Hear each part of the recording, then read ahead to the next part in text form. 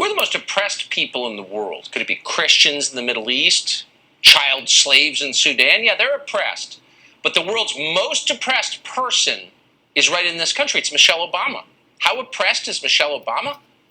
She's so oppressed, she told us recently she's afraid to get her driver's license renewed. She's terrified at the Whole Foods in Martha's Vineyard. Many of us still live in fear as we go to the grocery store or worry about walking our dogs or allowing our children to get a license. I, like so many parents of black kids, have to, that the innocent act of getting a license puts fear in our hearts. Yeah, she's afraid to get a license. Michelle Obama cares deeply about racism. It's kind of the focus of her life. Sort of weird, given that she doesn't seem worried at all or even aware of the rise in targeted attacks against Asian Americans, and there have been a lot of them. Just this week, an 80-year-old Asian man was brutally beaten in the state of California. On tape, you may have seen it. The suspects have been arrested. The interesting thing is they're probably not white supremacists. One of them was only 11 years old. You never hear Michelle Obama mention attacks like this. Why is that? It seems like the one thing she won't talk about. Ying Ma is happy to talk about it. She's the author of Chinese Girl in the Ghetto. She joins us tonight. Ying Ma, thanks so much for coming on. So all of us are seeing this.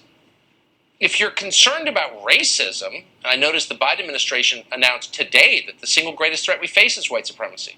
Single greatest threat. Why doesn't Michelle Obama ever mention what the rest of us are watching?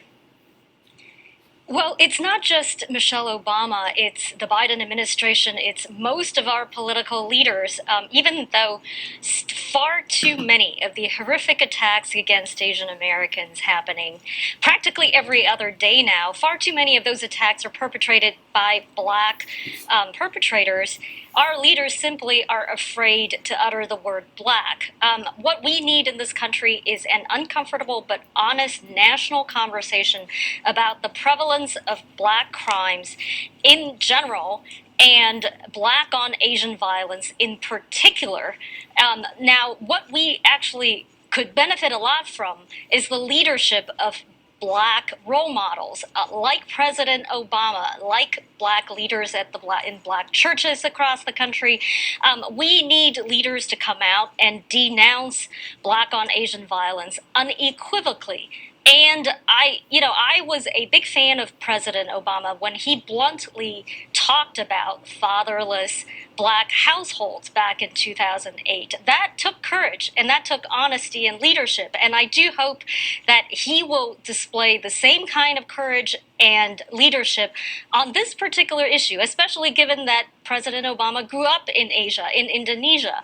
And what we need is that we need leaders like that to call on the black community to engage in some serious soul searching, to actually go out and tell its community that these attacks are heinous, they're despicable, they're disgusting, and that it's not okay. We need that honest conversation.